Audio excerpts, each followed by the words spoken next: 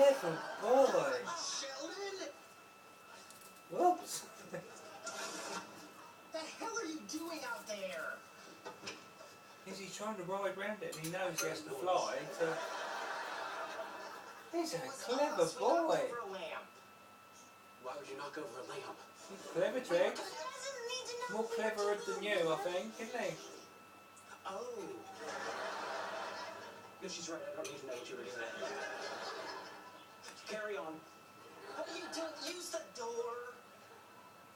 Good thinking. Yeah, perhaps I'll check the perimeter and make some warm milk. Great. You do that. Would you like me to bring you some warm milk? Whoop. I'm lactose intolerant. This could be a disaster about to happen. Any more loud noises? Very thoughtful. Warm milk, Penny? Clever boy! Good night to you, sir. Miss. Sorry about